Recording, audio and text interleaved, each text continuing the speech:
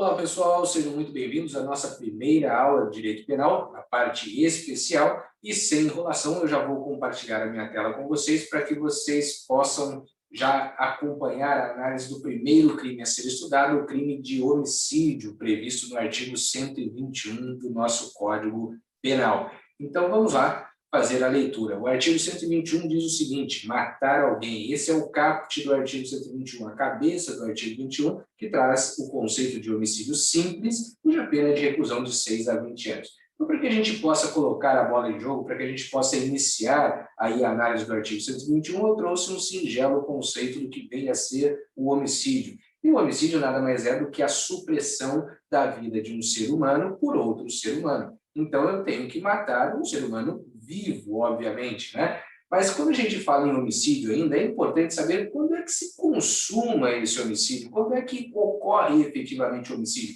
Porque eu posso, por exemplo, dar uma facada em determinada pessoa e essa pessoa não venha a falecer em decorrência daquela facada. Será que eu estaria diante de um homicídio consumado ou tentado? Obviamente que agora que vocês já ultrapassaram a parte geral do nosso Código Penal, a resposta fica simples, nós estaríamos em tese diante de um homicídio tentado. Mas então, quando é que ele se consuma? Olha, nós temos um consenso, pelo menos doutrinário e jurisprudencial, de que o homicídio se consuma com a morte encefálica. Isso porque nós temos uma lei que autoriza a remoção de órgãos para fins de transplante justamente quando se dá a morte encefálica. Então, em tese, né, o fim da vida, e sem querer polemizar, sem querer entrar no mérito de questões filosóficas, religiosas, políticas, não, aqui o objetivo é estudar para passar no concurso público. Então, vamos lembrar que nós temos uma lei, eu não preciso saber qual é a lei, tá?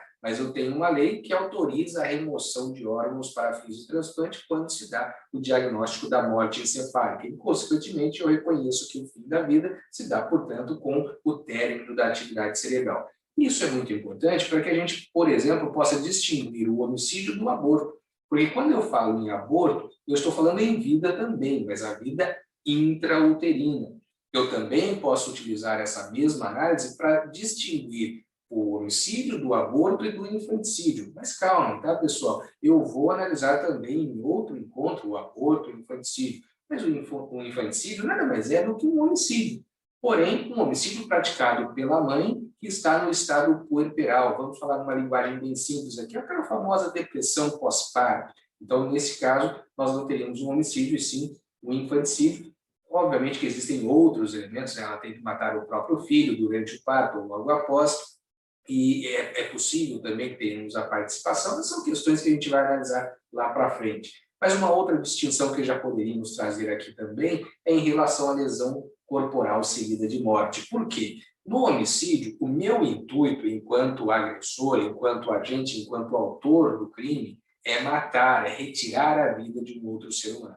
Na lesão corporal seguida de morte, eu tenho o intuito de causar-lhe uma lesão, eu tenho o intuito de afrontar a integridade física de alguém. Mas eu, por algum erro na execução, por alguma, sei lá, aumentei a minha força ou não tinha condições de prever aquele resultado danoso, eu acabo atingindo a pessoa de forma tal que ela venha a morrer. Vamos dar um exemplo clássico, né? Imagina só que eu dei um empurrão no meu colega e esse empurrão fez com que ele caísse e batesse a cabeça, e desta lesão sofrida a partir da queda, ele venha a falecer. Obviamente que ninguém com empurrão almeja, ou pelo menos acredita que vai retirar a vida alheia. Mas se porventura essa pessoa vier a falecer, nós vamos estar diante de uma lesão corporal seguida de morte, porque o meu intuito não era ceifar, não era matar aquela pessoa, não era ceifar a vida dela, mas sim, no máximo, né, causar-lhe uma lesão. Então, que fique bem claro essas distinções, mas que nós vamos voltar em momento oportuno a falar de cada um desses crimes. Outra questão muito importante quando se fala em homicídio simples, pessoal, é que a conduta ela pode ser comissiva, e essa é a regra. Quando a gente fala em conduta comissiva, eu estou falando, olha, ele praticou o crime pela ação. Então essa é a regra, né? Dei um tiro na pessoa, uma facada, uma pedrada, mas eu também posso ter o crime sendo praticado por omissão. Então, imagine só uma pessoa que deseja a morte de uma criança, de um recém-nascido, e deixe de alimentar essa criança justamente com a intenção de ver o falecimento dela em decorrência da inanição. Nesse caso, nós teríamos um crime por omissão. Então, quando a gente fala omissiva por omissão, é um resultado produzido pela minha inação, pela minha omissão. Também é muito comum, quando se fala em homicídio, tratar da tentativa, que pode ser perfeita ou a tentativa imperfeita. O que seria a tentativa perfeita? A tentativa perfeita é basicamente quando o agente ele esgota todos os meios que estão à sua disposição para a concretização do crime, mas ainda assim ele não consegue chegar ao resultado pretendido. Traduzindo, né, sem firulas aqui, a pessoa deu 10 tiros no indivíduo. Ela descarregou a arma dela e foi esse justamente o planejamento. Ela queria dar 10 tiros no seu desafeto. Ela deu os 10 tiros, mas ainda assim esses 10 tiros não foram suficientes para matar, porque ela errou todos, por exemplo. É uma tentativa perfeita. Pode ser imperfeita, assim, vulgarmente falando, né? Porque, caramba, ele errou tudo. Mas ela é perfeita no sentido de que ele esgotou todos os meios que estavam à sua disposição e ainda assim não conseguiu chegar ao resultado que ele almejava. E a tentativa imperfeita?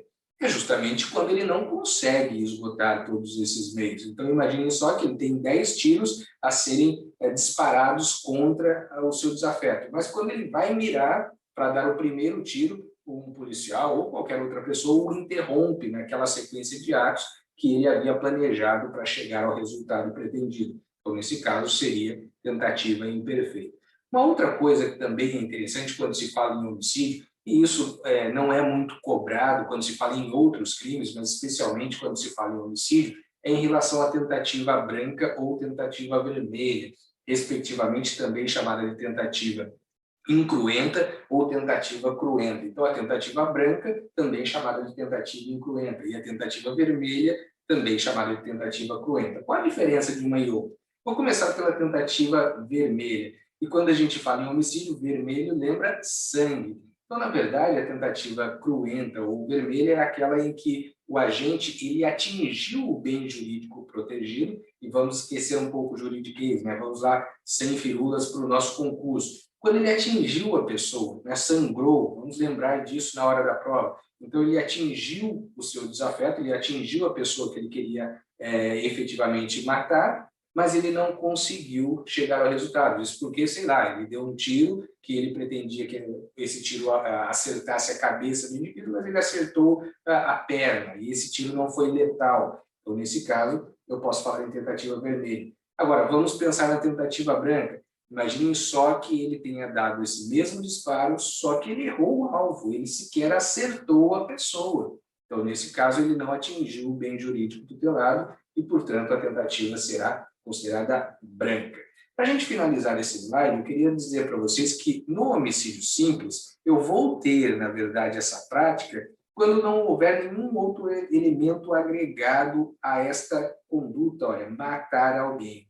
Que elemento? Os elementos que podem, ora, qualificar o crime, ou seja, deixar o crime mais grave, como, por exemplo, matei com a utilização de explosivos, ou elementos que venham, por exemplo, a aumentar a pena, não qualificando, mas trazendo uma causa especial de aumento de pena. Então, nesses casos, pessoal, quando a gente fala em homicídio simples, eu tenho ausência de qualquer elemento que venha a agregar alguma coisa para alterar a pena, por exemplo, exacerbando e elevando essa pena.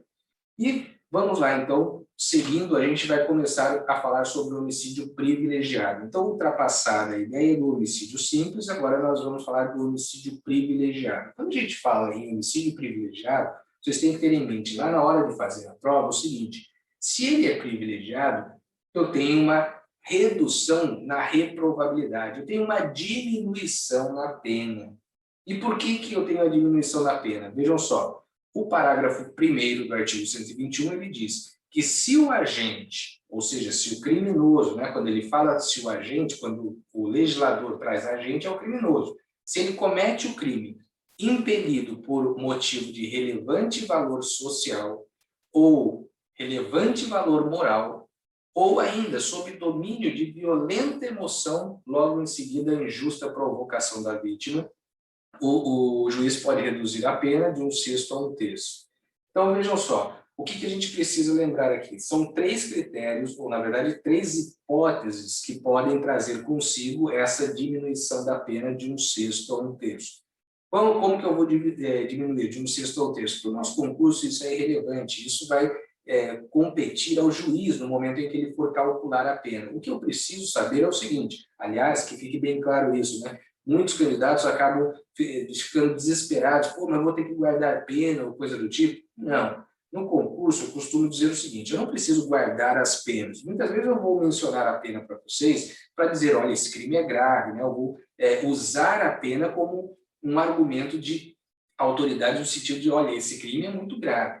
Mas eu não preciso guardar a pena. O que eu costumo dizer é o seguinte, vocês precisam saber quando eu tenho uma elevação da pena, quando eu tenho a diminuição da pena e quando, e vocês vão ver que isso acontece, a pena é afastada. Então, guardar o quantum de pena, é possível que o examinador cobre? Qual é a pena desse crime? É até possível, mas não seria razoável. Já cobrou, né? O examinador já cobrou em outros concursos?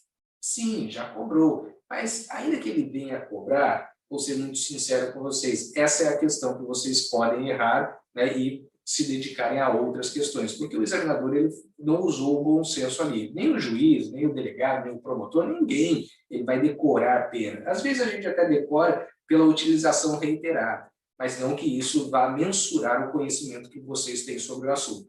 Então, dentro dessa ótica, aqui é importante saber que no homicídio privilegiado eu vou ter uma redução da pena.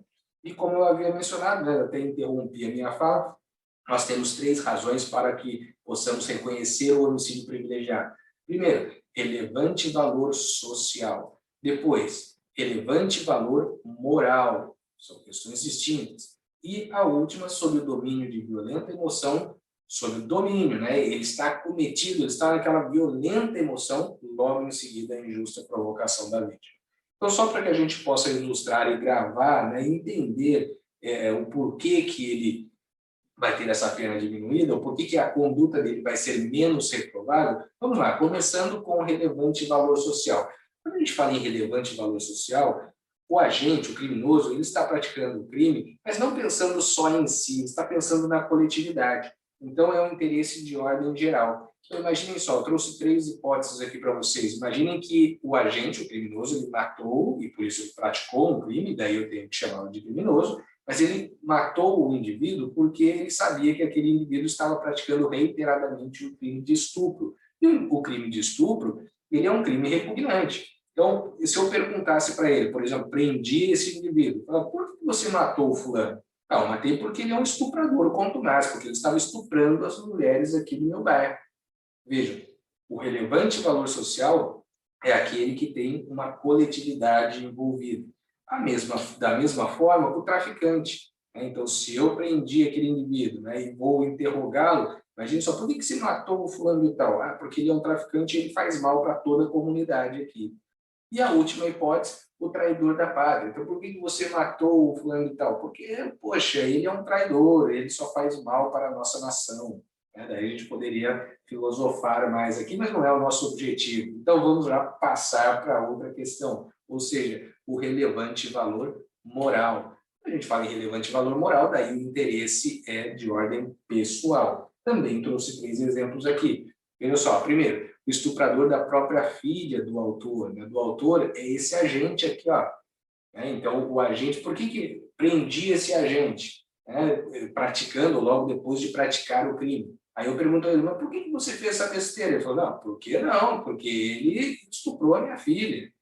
Né? Outra questão, porque ele é um traficante, a vítima é um traficante que forneceu drogas ao filho ou à filha do agente, então ele ficou revoltado e foi lá e matou aquele traficante. Ou uma questão também, né, mais até de caráter humanitário, a eutanásia.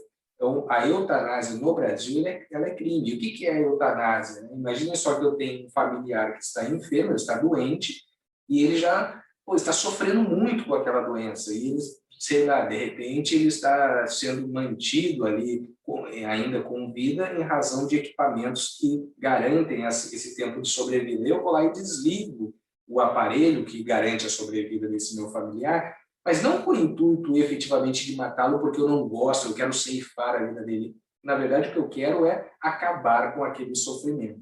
Então, neste caso, por mais que nós tenhamos esse sentimento de piedade, aliás, né, esse homicídio é chamado também de homicídio piedoso, mas ele ainda é crime no Brasil. Só que, obviamente, que ele é menos reprovável e, consequentemente, ele vai trazer consigo essa possibilidade de uma redução de pena de 1/6 a 1/3. A última hipótese, falei que eram os 3, né? Agora, sobre o domínio de violenta emoção, logo em seguida, a injusta provocação da vítima. Aqui a gente está falando basicamente para vocês guardem aí na cabeça. O homicídio passional. Então, imagine que a pessoa chegou na sua casa e surpreendeu a sua esposa ou o seu marido, né, se for homem ou mulher, com um amante. E daí, naquele momento, sobre o domínio de violenta emoção, ele acaba ceifando a vida sei lá, da própria esposa, do próprio marido, né, no caso da mulher, e também do amante.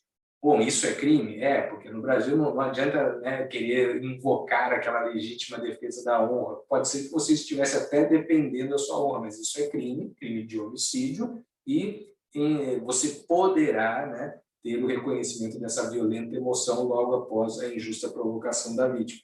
Não é certeza, tá? Até porque os crimes dolosos contra a vida, pessoal, eles são julgados pelo tribunal do júri. Então, é possível que seja invocada essa tese, mas isso não quer dizer que, efetivamente, a pessoa terá essa redução da pena. Se reconhecido o homicídio privilegiado, aí sim. Se for reconhecido o homicídio privilegiado, aí a consequência desse reconhecimento é a redução da pena de 1/6 a 1/3. Beleza? Dando sequência, pessoal, o homicídio qualificado. Quando é que nós temos o homicídio qualificado? São várias as circunstâncias que qualificam, e elas podem ser divididas em qualificadoras objetivas e subjetivas. Não quero que vocês guardem muito isso, não, mas quero que vocês, pelo menos, saibam que existe essa diferença. O que é uma qualificadora objetiva? A qualificadora objetiva é aquela relacionada ao meio ou modo de execução. Então, por exemplo, eu matei uma pessoa com um explosivo, meio ou modo de execução. Agora, eu tenho uma qualificadora subjetiva quando eu identifico a razão, o motivo. Então, se eu me perguntar, poxa, mas por que você matou? Isso é subjetivo. Então, por que eu falo isso? Porque a gente vai ver num slide mais à frente que isso vai gerar uma consequência até no reconhecimento da gravidade do homicídio. Tá? Mas feita esta análise inicial, pessoal, vamos lá. Se o homicídio é cometido mediante paga ou promessa de recompensa ou por outro motivo torpe. Então, quando a gente fala desta qualificadora, liguem ou guardem, para fins de concurso público, esse motivo torpe associado geralmente a uma questão financeira, o famoso homicídio mercenário. Depois, por motivo fútil. O motivo fútil eu já tenho que guardar aquele motivo irrelevante, motivo quase que insignificante, banal.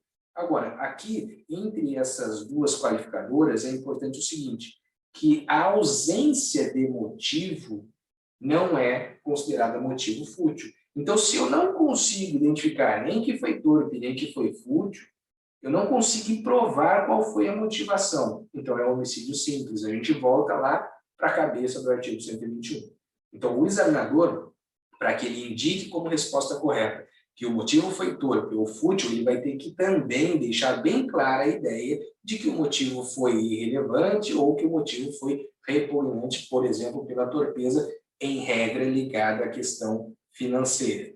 Depois também nós temos aqui, olha, o inciso 3, ele será qualificado se for praticado com emprego de veneno, fogo explosivo, asfixia, tortura ou outro meio insidioso ou cruel, ou de que possa resultar perigo comum, a traição de emboscada ou mediante dissimulação ou outro recurso que dificulte ou torne impossível a defesa do ofendido, e ainda para assegurar a execução, ocultação, impunidade ou vantagem de outro crime. É preciso decorar todas essas razões? Não, como eu falei, né, a gente precisa pontuar quais são as mais importantes. Eu preciso saber que elas existem, mas as mais importantes por hora são essas aqui do inciso 1 e 2. Eu digo por hora porque a próxima, aí sim, ela é muito importante. O homicídio também será qualificado, pessoal, se ele for praticado, olha, contra a mulher por razões de condição do sexo feminino. É o famoso feminicídio. Então, diferentemente do que muitas pessoas pensam, o feminicídio não é um crime autônomo, ele não está em outro artigo, ele é um homicídio qualificado. Então, esse feminicídio ele foi incluído pela Lei 13.104 de 2015. Obviamente eu não quero que vocês guardem isso, mas eu quero que vocês saibam que o feminicídio nada mais é do que um homicídio qualificado. E sobre o feminicídio, vocês poderiam perguntar para mim, bom, mas quando que eu vou saber que tem razões de condição do sexo feminino? Vocês não precisam saber. O examinador vai ter que indicar uma das duas circunstâncias que a própria lei especificou. Olha só o que eu trago aqui no próximo slide. Então, o feminicídio é o homicídio praticado contra a mulher por razões da condição do sexo feminino. E quando é que eu tenho essas razões da condição do sexo feminino? O próprio artigo, no seu parágrafo 2º-A, diz o seguinte: considera-se que há razões de condição do sexo feminino quando o crime envolve violência doméstica familiar. Então, envolveu violência doméstica familiar, bom, eu já posso até fechar o olho e marcar ali, ó, só pelo meu sentimento, é feminicídio. Ou quando houver menosprezo ou discriminação à condição de mulher. Ah, mas Daniel, quando é que vai, como é que eu vou identificar se houve ou não menosprezo? Calma, para o concurso, o examinador vai ter que dizer, olha, o homicídio ele foi praticado em razão de menosprezo ou discriminação à condição da mulher. Não é porque ele não vai dar uma circunstância para que você extraia se houve ou não menosprezo, ele vai ter que deixar expresso a prova objetiva. Vamos ter foco, beleza? Seguindo, pessoal, o parágrafo 7º do próprio artigo 121 ainda trata do feminicídio e diz que a pena do feminicídio ela é aumentada de 1/3 até a metade se o crime for praticado durante a gestação ou nos 3 meses posteriores ao parto, contra pessoa menor de 14 anos, maior de 60 anos, com deficiência ou portadora de doenças degenerativas que acarretem condição limitante ou de vulnerabilidade física ou mental. Na presença física ou virtual, eu coloquei em vermelho aqui o virtual, né, porque virtual poderia nos chamar a atenção lá no concurso, né, caramba, na presença física tudo bem, mas na presença virtual de descendente ou ascendente da vítima, sim, né, hoje vamos usar aí a criatividade para pensar nos meios tecnológicos que estão à nossa disposição. Depois, em descumprimento das medidas protetivas de urgência previstas no inciso 1, 2 e 3 do caput do artigo 22, olha só, da Lei Maria da Penha, a Lei 11.340 de 2006. Agora, Daniel, eu vou ter que decorar então o que é o inciso 1, 2. Não, pelo amor de Deus, né? Vamos ter foco. Então, se a pergunta ou se a questão está versando sobre o feminicídio, eu tenho que saber o seguinte, que se o feminicídio ele foi praticado nesta circunstância de descumprimento de medida protetiva, opa, então a pena vai ser elevada. Não preciso nem saber qual será a pena, até porque é o juiz que vai aplicar, né? Ele vai aumentar de 1/3 até a metade. Como que ele vai aumentar? Bom, deixa isso com o juiz, vamos ficar na nossa prova objetiva. Então, se houve o descumprimento da medida protetiva, a pena é elevada. Ah, mas quais são essas medidas protetivas? Bom, daí é questão lá para a Lei Maria da Penha. Se a questão está versando sobre a Lei Maria da Penha, tudo bem. Daí eu tenho que saber que existem medidas protetivas e saber quais são. Mas se eu estou falando sobre feminicídio, eu tenho que saber apenas que a pena vai ser elevada. Beleza? Outra questão, só para a gente finalizar esse slide, pessoal, eu queria chamar a atenção aqui também para o maior de 60 anos, tá? Porque pode ser uma pegadinha no concurso. Quando a gente fala em maior de 60 anos, eu não poderia, por exemplo, substituir essa expressão por idoso, ou por pessoa, ou por vítima idosa, porque idoso é aquele que tem 60 ou mais. Então, só essa dica aí para que vocês acabem observando com mais critério, porque na prova objetiva é isso que vai fazer a diferença, é um detalhe. Tá? Eu também acho que o inciso 2 ele não tem tanta incidência. O que eu vejo mais sendo cobrado nas provas são os incisos 3 e o inciso 4. Então, eu posso deletar da minha mente o inciso 2? Claro que não, né? Nós temos que estudar como se fosse a última prova da nossa vida, vamos estudar até o cérebro sangrar. Mas, obviamente, que eu tenho que filtrar aquilo que é mais importante, e o que é mais importante eu não posso esquecer de jeito nenhum. Beleza? Dando sequência, pessoal, vamos lá. Ainda falando de homicídio qualificado, o inciso 7 diz que ele será qualificado também se for praticado contra a autoridade ou agente descritos nos artigos 142 e 144 da Constituição, respectivamente agentes das Forças Armadas e das Forças de Segurança. Também contra integrantes do sistema prisional e da Força Nacional de Segurança Pública, no exercício da função ou em decorrência dela, ou contra seu cônjuge, companheiro ou parente consanguíneo até o terceiro grau, em razão dessa condição. O importante para o nosso concurso é justamente isso, olha só, eu não preciso guardar também parentesco em primeiro, segundo, não, o que eu preciso guardar é que em razão da função exercida pelo agente das forças de segurança pública ou das forças armadas e seus parentes, mas em razão dessa condição. Então, imagine só que o meu familiar ele foi vítima de um homicídio. Mas ele foi vítima de homicídio por uma circunstância que está absolutamente dissociada da minha condição de ser agente de segurança pública. Então, nesse caso, eu não vou ter um homicídio qualificado. Depois, o inciso 8, com o emprego de arma de fogo de uso restrito ou proibido. Aqui também peço uma especial atenção. Vocês querem a carreira policial. Eu sei que vocês já ficam pesquisando aí, né? O que é uma arma tal. Mas para o nosso concurso, eu não preciso saber quando o crime for de homicídio, quando a minha análise for em relação ao crime de homicídio, qual a arma é de uso restrito ou de uso proibido, porque isso vai estar lá no Estatuto do Desarmamento e nos decretos que complementam o Estatuto do Desarmamento. Aqui o que eu preciso saber é que se ele for praticado com emprego de arma de fogo de uso restrito ou proibido, o crime também será qualificado. Eu coloquei em vermelho, pessoal, porque este inciso ele foi introduzido pelo famoso pacote anticrime, uma lei de 2019, que entrou em vigor em 2020, mas esse inciso especificamente, ele havia sido vetado, e daí esse veto recentemente ele foi derrubado, e por isso ele foi incluído dentro do artigo 121, parágrafo 2º. Para todas essas circunstâncias, nós vamos ter uma pena de reclusão de 12 a 30 anos. Como eu falei, a gente não precisa guardar a pena, mas se eu falei que o homicídio é qualificado, ele é mais reprovável. Então, no mínimo, eu posso ter aquele raciocínio de que o homicídio simples tem uma pena menor. E efetivamente tem. Tá? Então, não preciso guardar que é de 12 a 30 anos, mas eu preciso guardar que a pena é elevada. Para que a gente possa finalizar essa ideia de homicídio qualificado, é importante lembrar que o homicídio, em várias modalidades, ele será considerado crime hediondo. E não só quando ele for qualificado. Então, vamos ver como é que funciona isso. Quando a gente fala em crimes hediondos, nós estamos falando da Lei 8.072 de 1990, que eu trago aqui para vocês, obviamente na parte que nos interessa. Então, o artigo 1º da Lei 8.072 de 1990, ele diz o seguinte: são considerados hediondos os seguintes crimes, todos tipificados no Código Penal, sejam consumados ou tentados.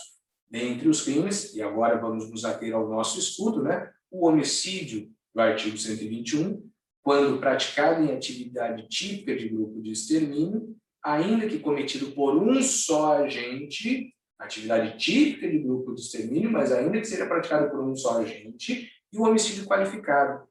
O homicídio qualificado, previsto no artigo 121, parágrafo 2º, incisos 1 e 2, até o inciso 8. Tá? Ou seja, o que eu posso concluir aqui? Primeiro, que todas as modalidades que qualificam, ou todas as circunstâncias que qualificam o homicídio, fazem desse homicídio um crime hediondo. Então, todo homicídio qualificado é crime hediondo. Mas, para o concurso, eu preciso também lembrar da exceção. Olha só, quando o examinador, ou melhor dizendo, quando o legislador ele fala homicídio do artigo 121, ele está falando do homicídio simples. Então, o homicídio simples é crime hediondo? Não, a regra é que não. Então, o homicídio simples, em regra, não é crime hediondo, mas quando praticado em atividade típica de grupo de extermínio, ainda que por um só agente, aí ele é hediondo. Mas, Daniel, quando ele é praticado em atividade típica de grupo de extermínio, ele não é qualificado? Não. Vocês viram alguma qualificadora nesse sentido no parágrafo 2º? Não. Então, vejam, para o concurso, novamente, homicídio simples é crime hediondo? Regra, não. Se o examinador falar só isso, não. Mas se ele for praticado em atividade típica de grupo de extermínio, ainda que por um só agente, aí sim ele é hediondo. Beleza? Agora o grande final, aí já é aquela cereja do bolo, aquela informação de rodapé do livro para vocês ganharem meio ponto a mais. Olha só, pessoal, nós temos uma jurisprudência já consolidada no Superior Tribunal de Justiça, que diz que o homicídio qualificado privilegiado, ele não é hediondo. Então, aqui nós temos duas informações relevantes. Primeiro, que o homicídio qualificado, ele pode excepcionalmente ser privilegiado. Quando? Lembra que eu falei que as qualificadoras poderiam ser objetivas e subjetivas?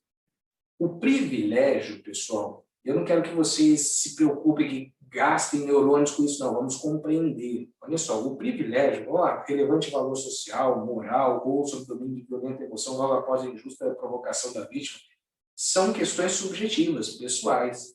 Ou seja, eu estou movido pelo relevante valor social, é a motivação, relevante valor social, é a motivação. Eu estou impelido pela violenta emoção logo após a injusta provocação da vítima, tudo subjetivo. Então, o que entende o STJ nesse sentido? Que o privilégio, por ser sempre subjetivo, ele é incompatível com uma qualificadora subjetiva. Então, se uma razão que qualifica o crime de homicídio é subjetiva, não é compatível com o privilégio. Agora, se o homicídio qualificado for qualificado por uma razão objetiva, aí sim ele é compatível com o privilégio. Então, ele utilizou de emboscada, mas porque ele estava por um relevante valor social. Bom, daí o homicídio pode ser, ao mesmo tempo, qualificado e privilegiado.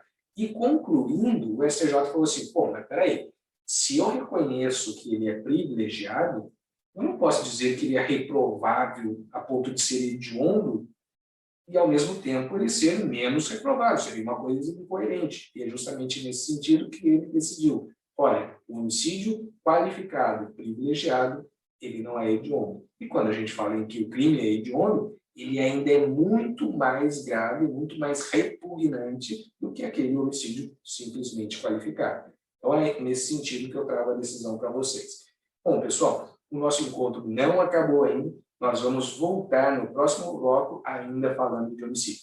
Mas vamos dar um breve intervalo e conto com vocês para que a gente possa continuar e finalizar esse assunto. Até breve.